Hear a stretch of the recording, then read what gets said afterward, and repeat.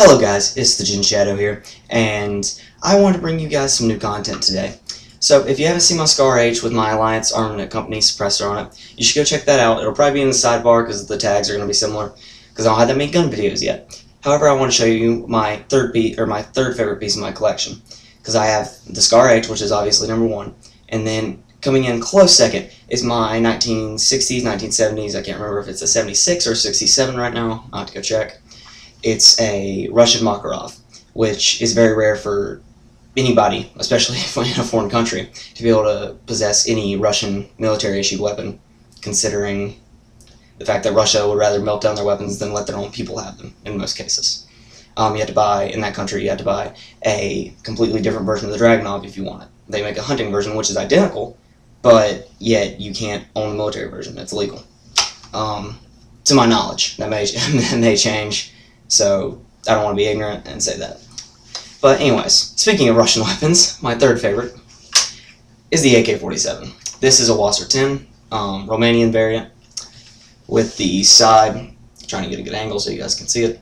It's a cut muzzle brake, so it kind of ports the gas off at an angle instead of just letting it all come out at once, which is nice. I can unscrew it, probably throw it for a silencer, if I ever chose to purchase one. So, it's got the standard stock hand grip. It's been checked, by the way. I've checked the breech to make sure it had no live ammunition in it beforehand, and my family knows that I have this out, so I'm not a minor in possession of a firearm. Just wanted to point that out, because I've had issues before. It has a Tapco side folder stock on it, which you have to put pressure down on, which is actually a lot of pressure, in order for it to just fold on the side like that, and you still have access to the trigger, so you can fire. While I'm telling you that, I'm going to tell you guys a really funny story. I was at the gun range one time with this, and I wanted to actually try it for the first time, firing it with the stock folded. So, I was shooting really accurately with it, surprisingly, and I'm just, shooting it about this far from my face. And then I decided I couldn't get much of a sight picture because the heat coming off the barrel was distorting the front sight post. So, I brought it a little closer. Bad idea. Really, guys. Never be that stupid. Have common sense. I went home without a black eye, luckily, but I did have a busted cheek right here where it was bloody and it was bad. So, wanted to let you guys know to never do that. So this was a weapon, if those unfamiliar with the AK-47, I'll give you a little bit of history on the background of it. It was designed by Mikhail Kalashnikov. It was a tank driver, or he was a tank engineer during the Russian, for the Russian Red Army during World War II.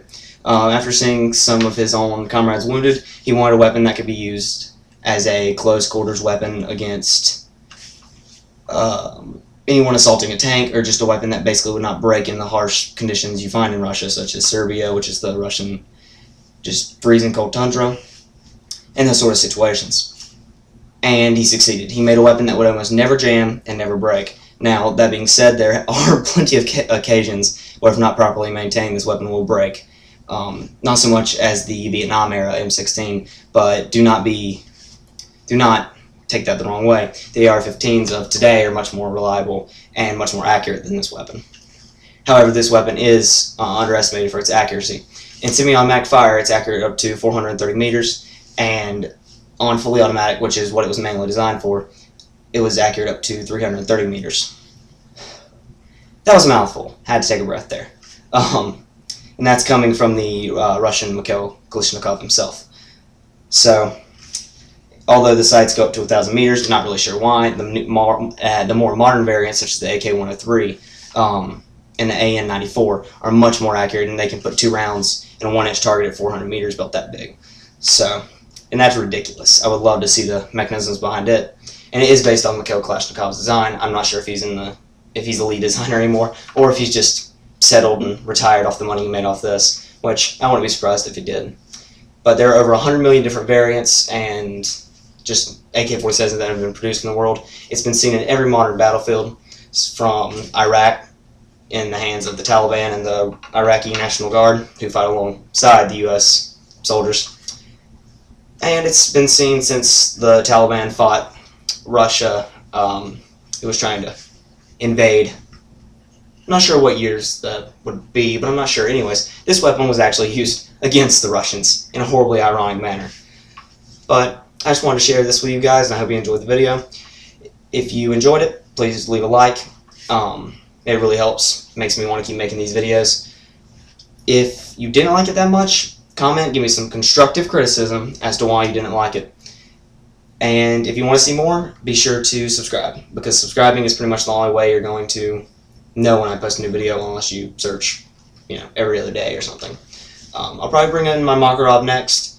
Definitely show you guys a close-up, hopefully better quality. This is a webcam, so it's a little, you can see the motion tracking there is horrible, but I may bring out some of my family's weapons, such as their ARs and that kind of stuff, and demonstrate those for you too. And don't expect all the videos to be like this. I will be taking them to the gun range and showing you guys that too. But for now, this is the Jin Shadow, signing off.